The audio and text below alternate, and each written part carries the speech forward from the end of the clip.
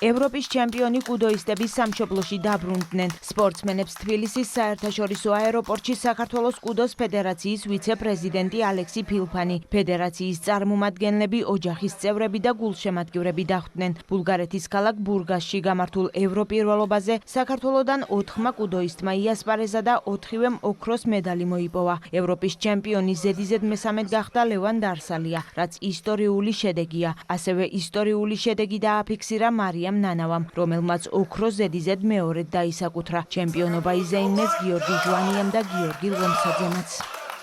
როგორც დაგპირდით, შევძელი და მოვახერხე, მესამედ გავხდი ევროპის ჩემპიონი. ძალიან ბედნიერი ვარ ამ შედეგით, რომ მოვახერხე. ჩემი ქვეყნისთვის კიდევ ერთი ოქროს მედალი ჩამომეტანა და მესამედ მეზეიმებინა ევროპის ჩემპიონობა. და რა ვიცი, ეს გამარჯვება ეძღვნება ჩემს ქვეყანას პირველ რიგში, ჩემს ოჯახს, ჩემს გუნდს და ჩემს გულშემატკივრებს, რომლებიც ყოველთვის ჩემს გვერდში არიან ნებისმიერ მომენტში. ზედიზედ მეორედ გავხდი ევროპის ჩემპიონი დიდებში. ჩავატარე 3 დაძაბული ბრძოლა, სადაც 3-ში გამარჯვება მოვიპოვე. ჩემთვის ყველაზე დაძაბული ბრძოლა იყო მესამე ფინალი, სადაც შევძელი და დავამარცხე იტალიელი მებრძოლი. ევროპის ჩემპიონატზე უფროსებში მივიღეთ მონაწილეობა, სადაც ჩავატარე 3 დაძაბული ბრძოლა. მაგრამ ჩემი შრომით და უფლისყალობით გავიმარჯვე. ძალიან მაგარი გრძნობა არის ევროპის ჩემპიონობა უფროსებში. მივიღე მონაწილეობა ევროპის ჩემპიონატზე, იყო ჩემი დებიუტი.